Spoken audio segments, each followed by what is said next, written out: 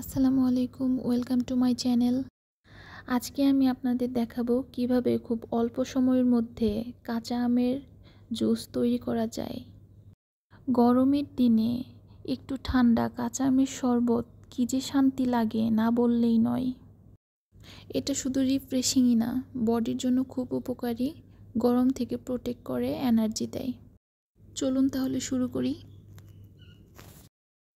এখানে আমি 3টা কাঁচা আম নিয়েছি। আপনারা আপনাদের পছন্দ মতো নেবেন। এই আমগুলো খোসা ভালো করে ছাড়িয়ে নিয়েছি এবং ছোট ছোট টুকরো করে কেটে নিয়েছি।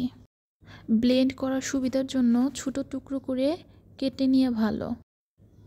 তারপর সব উপকরণগুলো নিয়েছি। এখানে কাঁচা আম, চিনি, কাঁচামরিচ, লেবুর রস, বিট লবণ, লবণ সব উপকরণই আছে। তারপর একটা ব্লেন্ডারের মধ্যে কাঁচা আমগুলো দিয়ে দিলাম।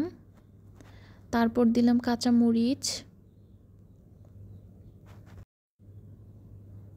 তারপর সামান্য একটু বিট লবণ দিয়ে দিয়েছি, তারপর একটু সাধারণ লবণ, তারপর একটু জিরার গুঁড়া দিয়ে দিলাম,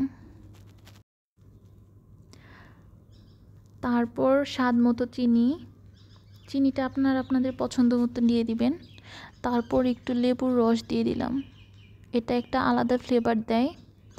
তারপর হালকা অল্প করে একটু পানি দিয়ে দিব ব্লেন্ড করার জন্য। তারপরে এই যে দেখতে পাচ্ছেন আমার ব্লেন্ড করা হয়ে গেছে।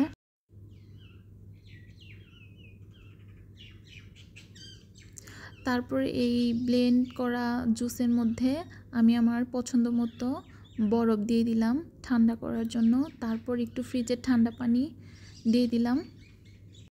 তারপরে এই যে আমার জুস রেডি।